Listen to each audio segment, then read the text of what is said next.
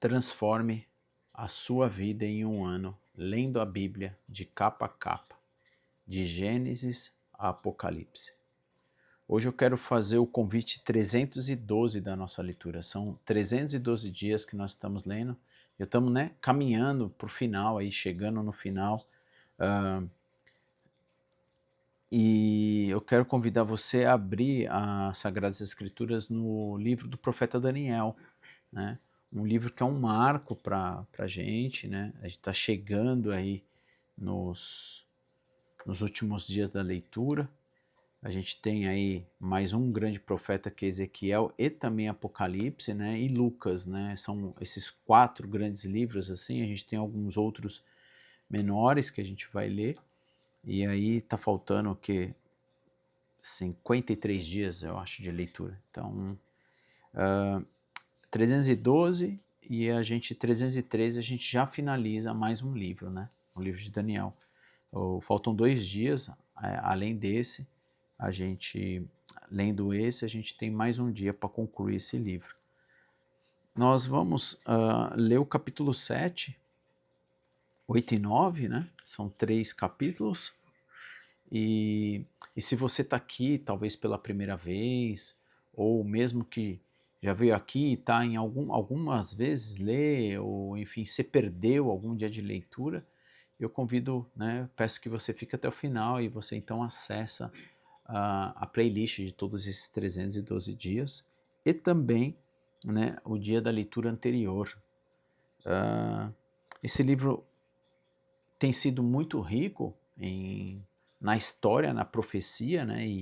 E a profecia tem se acontecido, né? Aconteceu ao longo da história, e isso nos dá mais ainda, né, a convicção de que as promessas de Deus se cumprem, né, mediante ao comportamento humano, né?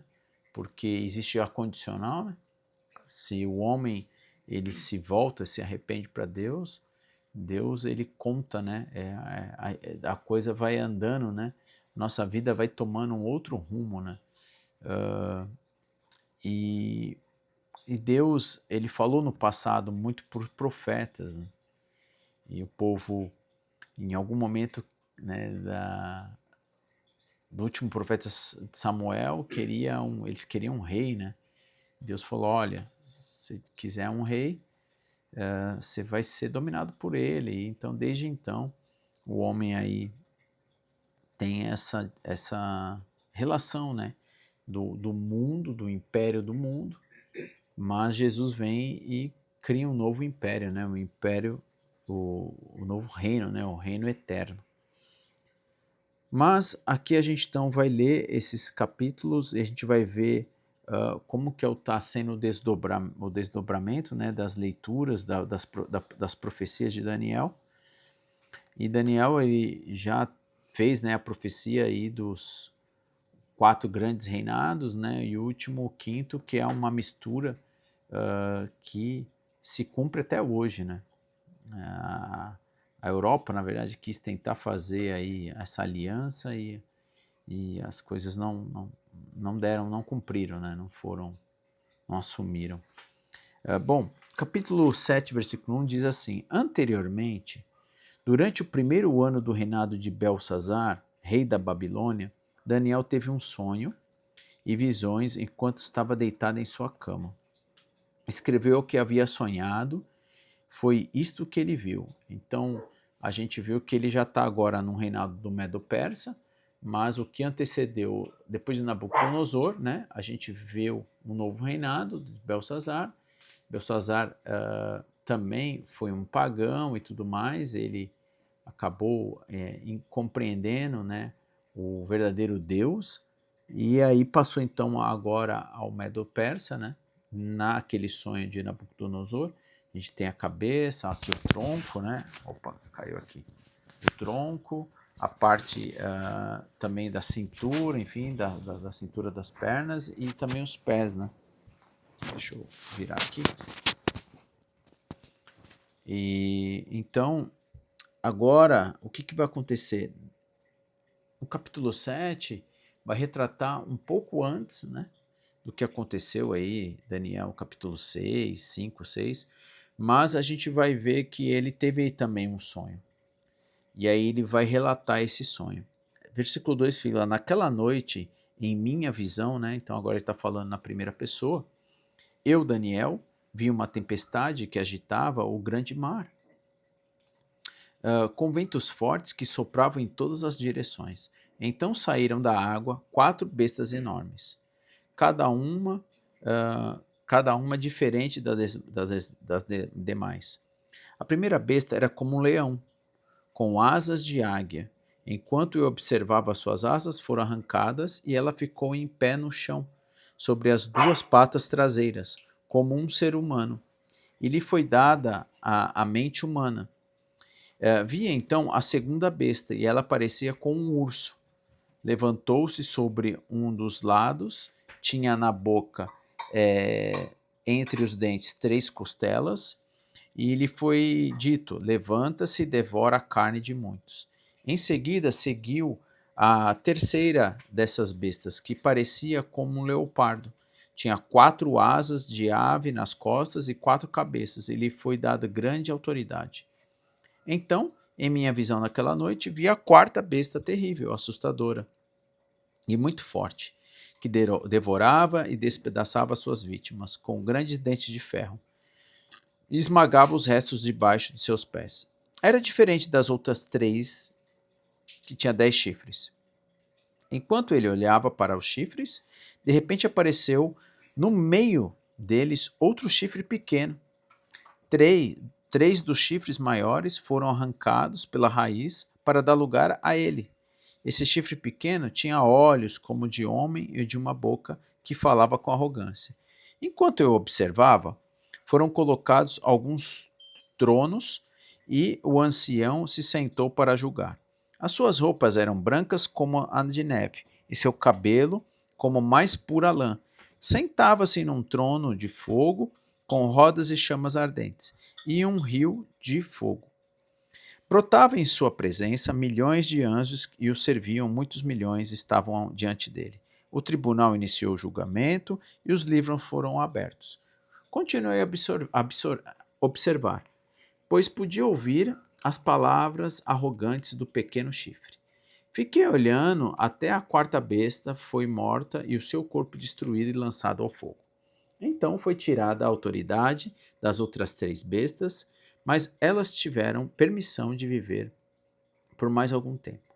Depois, em minha visão, naquela noite, vi alguém semelhante a um filho de um homem, vindo com as nuvens do céu.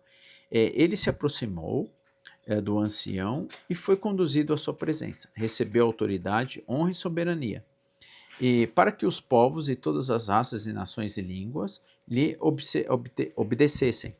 Seu domínio é eterno e não terá fim. Seu reino jamais será destruído. Então a gente viu aqui, né, esse sonho que ele teve ainda, né, no reinado da Babilônia, né, depois de Nabucodonosor, né, estava sobre Belsazar, e ele vê 4 animais, né, de uma forma bem estranha e diferente, saindo, né, da água, do mar.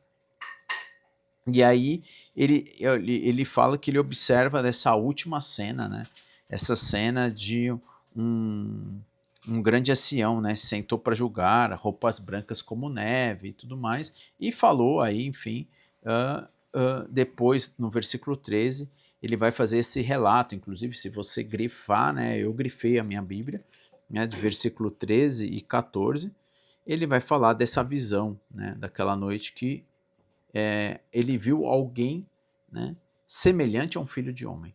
E aí então, agora no versículo 15 em diante, a gente vai ver essa explicação, né, desse sonho. E ele fala aqui, ó, eu, Daniel, fiquei perturbado com tudo que tinha visto. As minhas visões me aterrorizaram. Por isso aproximei-me de um dos que estavam em pé, junto ao trono, e perguntei o que tudo aquilo significava. Ele explicou: essas 4 grandes bestas representam 4 reinos que surgirão da terra. No final, porém, o reino será entregue ao povo santo do Altíssimo, e eles dominarão para todo o sempre. Então eu quis saber o verdadeiro significado da quarta besta, tão diferente das demais e tão aterrorizante. Ela havia devorado e despedaçado suas vítimas com os dentes de ferro e garras de bronze esmagando o resto com os pés. Também quis saber sobre os 10 chifres em sua cabeça. E o pequeno chifre que surgiu depois derrubou os 3 dos outros chifres. Esse chifre parecia mais forte que os demais e tinha olhos humanos e uma boca que falava com arrogância. Enquanto eu observava, esse chifre guerreava contra o povo santo de Deus e o derrotava, até que o ancião, o Altíssimo, veio e pronunciou a sentença em favor de seu povo. Então chegou o tempo de o povo santo tomar posse do reino. Depois ele me disse: a quarta besta é o quarto reino que dominará a terra, e será diferente de todos os outros. Devorará o mundo inteiro, pisoteará e esmagará tudo que tiver ao seu caminho. Seus 10 chifres são os 10 reis que governarão esse império. Então surgirá outro rei diferente dos 10, que subjugará 3 reis. Ele desafiará o Altíssimo e oprimirá o povo santo do Altíssimo. Tentará mudar as suas festas sagradas e suas leis. Eles serão colocados sob o controle dele por um tempo, tempos e meio tempo. Contudo, o tribunal o julgará, em todo o seu poder será tirado completamente destruído.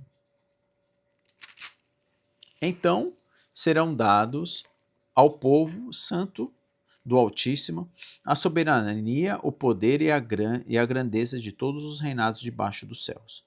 O reino do Altíssimo permanecerá para sempre, e todos os governantes o servirão e lhe obedecerão. Assim terminou a visão. Eu, Daniel, fiquei aterrorizado por causa dos meus pensamentos. E meu rosto ficou pálido de medo, mas não contei essas coisas a ninguém. Então, a gente vê aqui, né, essa grande visão de Daniel. Daniel começa a explicar e faz pergunta, e a gente sabe que esses reinados, né, são os reinados que obtiveram, né, Babilônia, Medo-Persa, o grego e romano, né, e esse último reino, né, é o reino de Roma. Então, a gente vai ver os 10 possíveis homens, né, os 10 possíveis não, os homens que governaram, e foram 10, e, ou seja, de forma bem resumida, né, eu tive já a oportunidade de estudar esse livro, né, a gente sabe que tudo isso se cumpriu, né, literalmente, né, tudo certinho se cumpriu aí durante, né, os anos dos reinados. Capítulo 8, a gente vai ver então uma visão, né, de um carneiro e de um bode. Então, essas visões, né, vão dar, né, a projeção das coisas que já estavam acontecendo, né, junto que Daniel tinha previsto, né, e as coisas que iriam acontecer. Durante o terceiro ano do reinado de Belsazar, eu, Daniel, tive outra visão depois da primeira.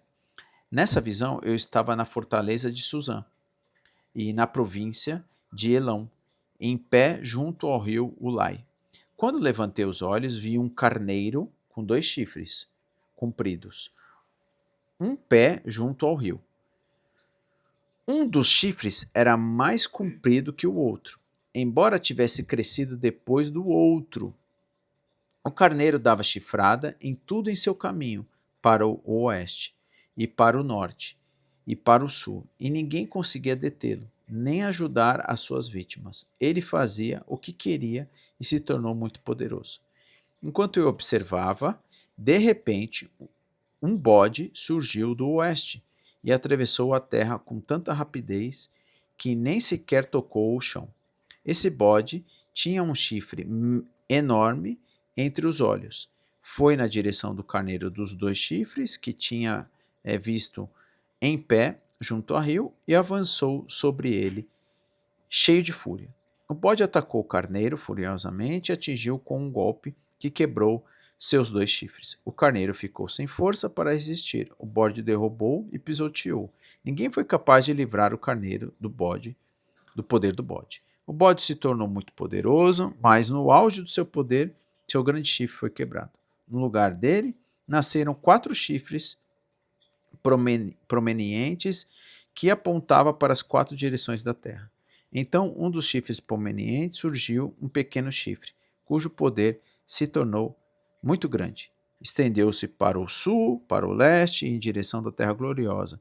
Seu poder chegou aos céus, onde atacou o exército celestial. Lançou à terra alguns dos exércitos e algumas das estrelas e pisoteou. Chegou a desafiar o comandante do exército celestial ao suspender os sacrifícios diários oferecido a ele destruir o seu templo. Ao exército celestial foi permitido reagir a essa rebelião.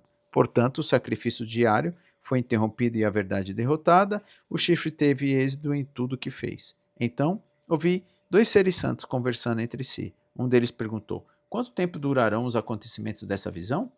Até quando a rebelião que causa profanação impedirá o sacrifício diário? Até quando o templo e o exército celestial serão pisoteados? O outro respondeu: levará 2300 tardes e manhãs. Então o templo será restaurado. Então, a gente vê assim, na verdade, a gente vê o Medo e o Persas, né?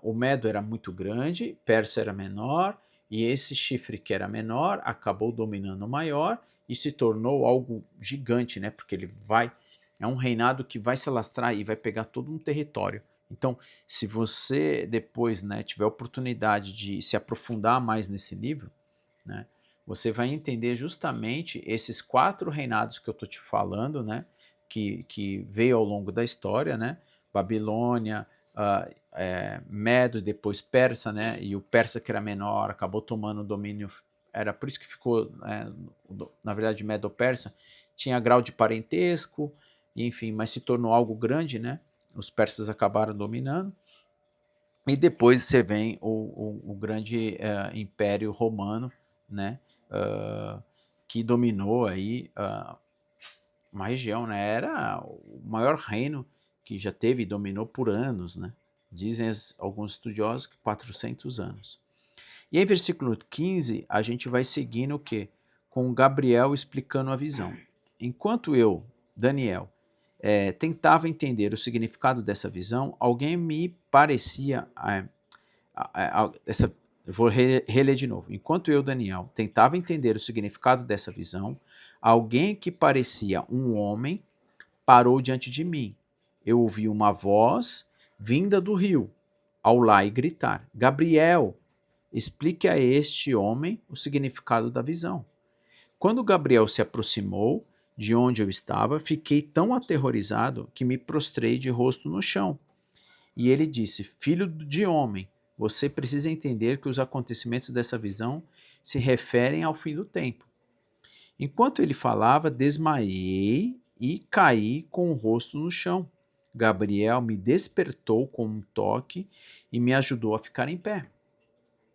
Então ele disse: Estou aqui para lhe contar o que acontecerá depois no tempo da ira, pois aquilo que você viu se refere ao fim dos tempos.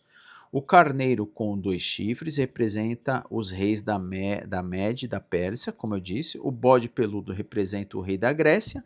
E o grande chifre entre os olhos dele representa o primeiro rei do Império Grego. Os outros 4 chifres prominentes aparecerão no lugar do chifre grande e mostrarão que o Império Grego se dividirá em 4 reinos, mas nenhum deles será tão grande quanto o primeiro. E no fim de seu reinado, quando o pecado estiver no auge, subirá ao poder o rei feroz,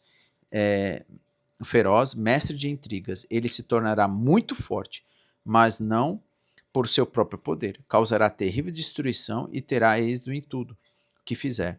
Destruirá líderes poderosos e devastará o povo santo. Será um mestre do engano e se tornará arrogante. Destruirá muitos sem avisos, chegará a enfrentar na batalha o príncipe dos príncipes, mas será quebrado embora, não por força humana. Essa visão das 2300 tardes e manhãs é verdadeira, guarde, porém, a visão em segredo, pois esses acontecimentos só ocorrerão depois de muito tempo. Então, eu, Daniel, fiquei abatido e doente por vários dias. Depois levantei e voltei a tratar dos negócios do rei, mas a visão me deixou muito perturbado e não conseguia entendê-la, né? Literalmente, né? Você vê que as coisas aconteceram, né? Ao longo, né? Os reinados, né? Medo, Pérsia, grego, se dividiu e vem então o grande império, e já citando, né? Jesus Cristo aqui, já citando Jesus no capítulo 7, e aqui é uma citação, né? Do grande homem, do grande reinado, não deste mundo. E aí, tudo isso, né, aterrorizou Daniel, né? Ele ficou amedrontado. Nossa, tudo isso vai acontecer, né? Capítulo 9, a gente vai ler o capítulo 9 e a gente vai encerrar a leitura no capítulo 9. Isso mesmo, só estou aqui confirmando. Boa noite, Ivonete. Deus te abençoe. Bom estar aqui acompanhando. Capítulo 9, então, a gente vai ver a oração de Daniel para o seu povo, né? Vários profetas, a gente leu, né, viu nas leituras, os profetas sempre intermediam, né, através da oração a Deus, né, pelo povo, né. Era o primeiro ano do reinado de Dário, o Medo, filho do Assuero, que se tornou rei dos babilônios. Esse primeiro ano, eu, Daniel, ao estudar a palavra do Senhor revelada ao profeta Jeremias, né, a gente leu, a gente viu, né, as profecias de Jeremias se cumprindo também aqui, né, juntamente com Daniel, compreendi que Jerusalém deveria permanecer desolada por 70 anos. Então me voltei para o Senhor Deus e supliquei a ele com oração e jejum. Também vesti panos de saco, coloquei cinza sobre a cabeça. Orei ao Senhor, meu Deus, e confessei: ó Senhor, é Deus grande e temível. Tu guardas tua aliança de amor, leal para com os que te amam e obedecem os teus mandamentos. Contudo, nós pecamos e fizemos o mal. Fomos rebeldes contra ti e desprezamos teus mandamentos e estatutos. Não devemos não demos ouvidos, na verdade, a teus servos, os profetas que falaram em teu nome, a nossos reis, príncipes antepassados e a todo o seu povo de terra, todo o seu povo da terra. Senhor, tu és justo, mas você, como vês, nosso rosto está coberto de vergonha. Todos estamos envergonhados, incluindo os habitantes de Judá e de Jerusalém e todo Israel, espalhados em lugares próximos e distantes, para onde tu nos enviastes por causa da nossa deslealdade contigo. Ó Senhor, nós, nossos reis, príncipes e antepassados, estamos cobertos de vergonha porque pecamos contra ti. Mas o Senhor, nosso Deus, é misericordioso e perdoador, embora tenhamos nos rebelados contra ele.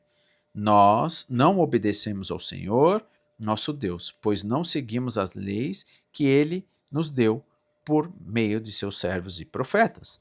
Todo Israel desobedeceu as tuas leis, desviou-se e não quis ouvir a tua voz.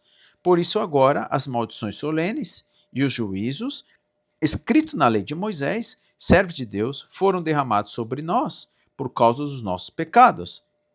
Tu cumpriste tua palavra e fizeste conosco e com os nossos governantes exatamente como as havia advertido.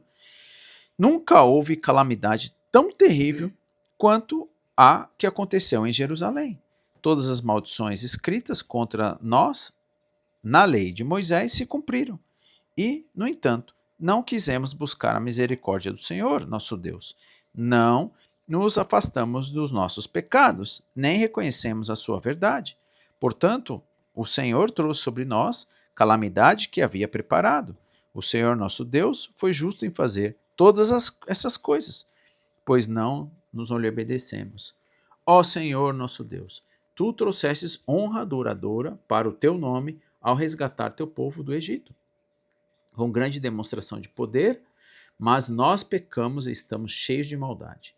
De acordo com toda a justiça, Senhor, desvias tua ira furiosa de Jerusalém, tua cidade e teu santo no monte, como resultado dos nossos pecados e dos pecados dos nossos antepassados. Todas as nações vizinhas zombam de Jerusalém e de teu povo. Ó nosso Deus, ouve a oração ao teu servo, ouve a minha súplica, por causa de ti mesmo.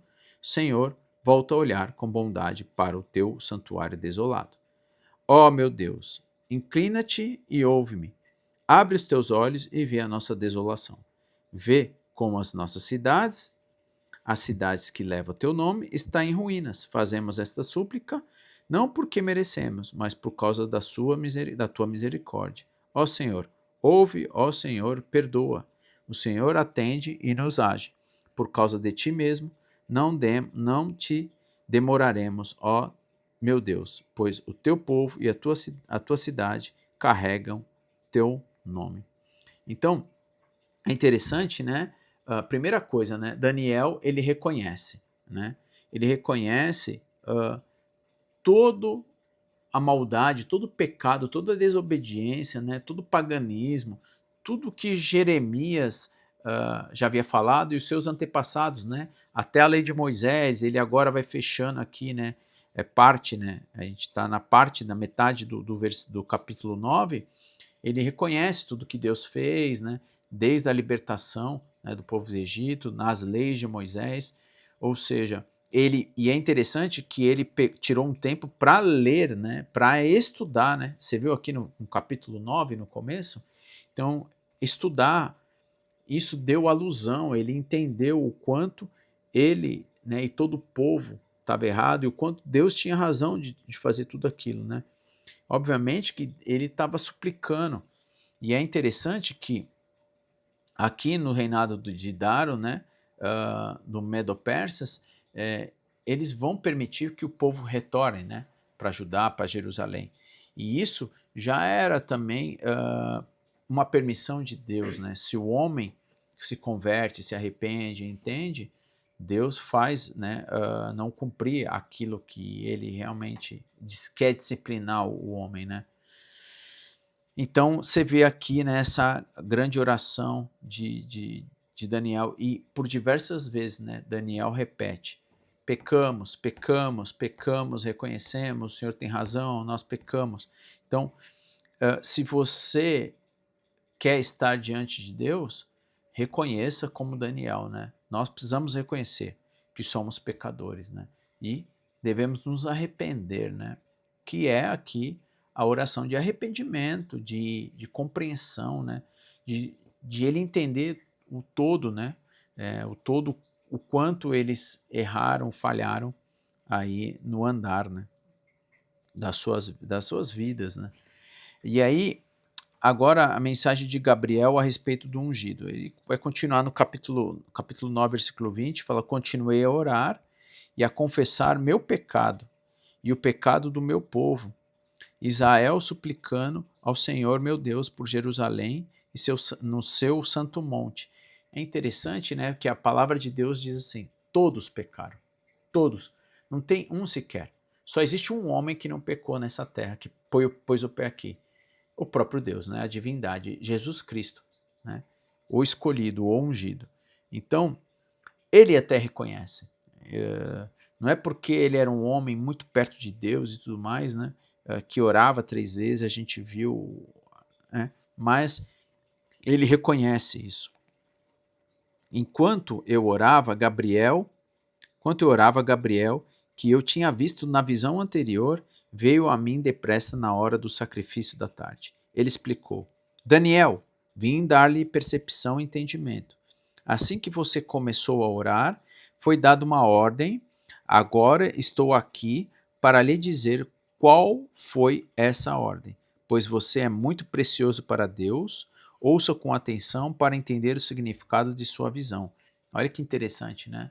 Então Deus envia, né, Gabriel para que ele possa, né, ser o mensageiro de Deus para poder falar: olha, realmente Deus ouviu a tua oração, você é precioso, né?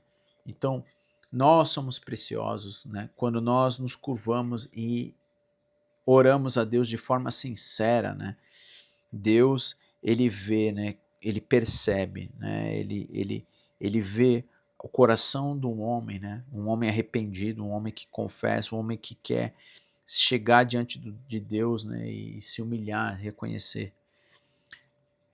E aí ele vai falar justamente isso, né? Qual era o significado da visão dele. Ele fala, um período de 70 semanas, de 7, foi decretado ao seu povo, e, vou reler de novo. Um período de 70 semanas de 7 foi decretado ao seu povo e à cidade santa para dar fim à rebelião, acabar com o pecado e fazer a expiação por sua culpa, trazer justiça eterna, confirmar a visão profética e ungir o lugar santíssimo. Agora ouça e entenda. Passarão 70 semanas, mais 62 semanas, desde que for dada a ordem para reconstruir Jerusalém até a chegada do governante, o ungido. Apesar dos tempos difíceis, Jerusalém será reconstruída com ruas e fortes defesas. Depois desse período de 62 semanas, de 7, o ungido será morto e nada dele restará. Surgirá um governante cujos exércitos destruirão e a cidade e o templo. O fim chegará como uma inundação e a guerra e seus sofrimentos. Estão decretados esse tempo até o fim. Do governante terá retratado com muitos por um período de uma semana, mas depois de metade desse tempo, ele acabará com os sacrifícios e com as ofertas. E numa parte do templo, ele colocará uma terrível profanação, até que o destino declarado para esse profanador seja finalmente derramado sobre ele. Irmãos, não vou me prolongar, mas tudo aqui vai projetando, né, para a vinda de Cristo Jesus. Então, todo esse tempo, né, se a gente contar, é o tempo, até o número 7 é decretado, né, um tempo completo, o tempo de Deus, né, o tempo correto, o tempo exato, o tempo preciso, né, o tempo que Deus sabe que as coisas iam acontecer no tempo certo, vamos dizer assim, né, é o tempo certo. E geralmente, quando você vai estudando, né, esse capítulo 9 também, nas contagens dá justamente a vinda do Messias, né? Então, a gente encerra aqui a nossa leitura, né? Realmente, o livro de Daniel é um livro profético, é um livro de acontecimentos dentro da história, né, dele até a vinda de Cristo. E a gente sabe, né, durante toda a leitura que a gente vem fazendo, né, toda a obra de Deus, né, é, é como se fosse, eu falo, um tear, né, como se alguém estivesse desenhando, né, pintando um quadro. E toda a obra de Deus está no seu Filho, né, Jesus. E Jesus, né, Deus decide que Jesus virá ao mundo, né, a gente fala que o céu, né, a gente fala não, eu falo que o céu desce na terra, justamente, né, no Império Romano. Bom, a gente então encerra aqui a leitura 312, né, a gente, se Deus permitir, nós teremos mais um dia de leitura para concluir mais esse livro profético de Daniel, né, onde a gente vai ver também o profeta Ezequiel e vamos ver, né, João retratando Apocalipse, né, ou seja, os acontecimentos que Daniel está projetando vão se cumprir e o que também Apocalipse vai nos trazer é justamente o cumprimento das coisas que já ocorreram, né? E a própria palavra Apocalipse é a revelação, né? Tirar o pano, tirar o véu ali para ver realmente. Mas a gente vai ter a oportunidade, se assim Deus permitir, de a gente estar caminhando, né? Para o final e a gente ter aí a completude de todo o livro, né? Encerrando com o Evangelho de Lucas, né? Bom, quero convidar você então a gente encerrar a nossa leitura de hoje, né? Com uma breve oração. E a nossa irmã que está aqui ao vivo pede oração, né, pela saúde da irmã Carmosina, aqui da nossa congregação de Simão Filhos. Eu não sei a saúde, né? Ela deve estar com alguns problemas de saúde, que Deus possa restaurar. Então, vamos orar então. Eu convido você também a pensar e orar juntamente comigo, né, pela nossa irmã e a irmã Lina também. Bom, então oremos. Nosso querido Deus, nós chegamos diante do Senhor nesse exato momento, agradecidos pela oportunidade de nós lermos a Tua Palavra e nós compreender que as suas palavras, as suas promessas, né, uma vez que o homem, né, não se converte, não se arrepende, não reconhece, o Senhor faz as suas palavras se cumprirem, não por um castigo, mas por um amor. Eu consigo, né, olhar dessa forma, que um pai disciplina aqueles que o amam, e o Senhor sempre nos amou. A palavra do Senhor diz que o Senhor é amor, né? A essência do Senhor é amor, é esse amor incondicional pelo homem, que busca a relação com seus filhos.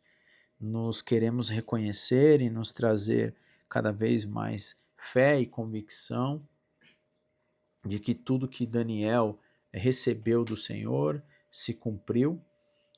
Nós estamos vivendo já nos fins dos tempos, desde a época, na era cristã, né, desde que Jesus ressuscitou, desde que a igreja foi perseguida, né, restaurada no Atos capítulo 2, que nós lemos, já vivemos, né, nos fins dos tempos. Estamos aguardando, Pai, a vinda do Teu Filho Jesus, quando o Senhor decidir. Então, nos ajude, através do Teu Espírito Santo, a nos manter fiéis ao Senhor, a sermos filhos obedientes. Sabemos que estaremos juntamente do Senhor, não porque merecemos, e muito menos nós fazemos algo, né, de obra para que isso se cumpra, mas graças ao Teu amor, graças ao Evangelho, né, a boa notícia que o Senhor veio para morrer pelos nossos pecados. Ajude a ter fé, ajude a nos entregarmos a nossa vida diante do Senhor e reconhecer que nós somos realmente pecadores e nós necessitamos da Tua graça e do Teu amor. Senhor, mediante ao pedido da nossa irmã Ivonete, que o Senhor possa estar atendendo, né, esse pedido da saúde dessas duas irmãs, a Carmosina, a Lina. Pai, não só elas também, mas também estendo o meu pedido aqui, Pai, nessa data de hoje, pelo nosso parente, tio, amado Irineu, que está num leito de um hospital, e nós pedimos a Tua intervenção divina sobre a vida dele, Pai, que o Senhor possa restaurar, Pai, a sua saúde, que ele possa estar no convívio, Pai, da família, dos seus filhos e da sua esposa, Azal. Nós pedimos também a Tua intervenção pelo Edinho, pela nossa irmã também, lá de Belo Horizonte, que tem dificuldades também de saúde, que tem passado.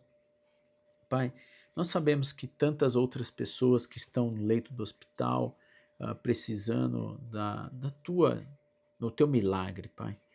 Muitas vezes os médicos já desenganaram. Nós sabemos que a nossa vida ela é temporária aqui. O nosso corpo, ele fica doente, ele envelhece. Então, mediante o maior pedido que a gente pode ter é que todos nós possamos compreender e cuidar da nossa alma, do nosso espírito, nos achegando diante do Senhor. E nós termos a convicção de que o Senhor venceu a morte através do Teu Filho Jesus, e que nós possamos estar confortados, Pai, em saber que iremos voltar para casa, aonde o Senhor está preparando esse novo céu e a nova terra. Então, não nos deixe, Pai, nos sentir abalados quanto à morte, e que possamos estar realmente, Pai, como Paulo, saber que é lucro estar de volta no Seu seio. Nos ajude então nessa convicção e nos prepare cada vez mais, que os seres humanos possam estar voltados com os corações ao Senhor, e que Teu Espírito possa nos guiar, nos orientar, nos proteger, nos livrar de todo o mal, Pai, no dia de hoje e sempre, no nome de Jesus. Amém. Bom, obrigado então por você estar aqui, que Deus possa então atender, né, as nossas orações, os nossos pedidos, para essas pessoas que estão, né, necessitadas. Muitas vezes nós também nos sentimos cansados, oprimidos, né? Uh, mas algo Jesus nos colocou, né, nos trouxe para que nós tenhamos ânimo, né? Ânimo diante dessas circunstâncias, dessas dificuldades, né? Por quê? Porque a graça de Deus, ela é muito suficiente, ela é mais do que suficiente, né? A graça de Deus, ela inclusive, né, aperfeiçoa o homem nas provações, nas dificuldades, né? A palavra de Deus nos diz isso. E sabemos que esse corpo, ele realmente vai, né? Ele vai ser morto. Essa é uma realidade. Então, que nós possamos cuidar da nossa alma, né? Não se esqueça que o fruto do Espírito Santo de Deus, que foi selado no dia do teu batismo, né? Ele nos traz alegria, mansidão, domínio próprio, né? E esse amor de Deus incondicional. Que isso possa estar cheio, né? O Espírito Santo possa estar cheio, né, em nossas vidas.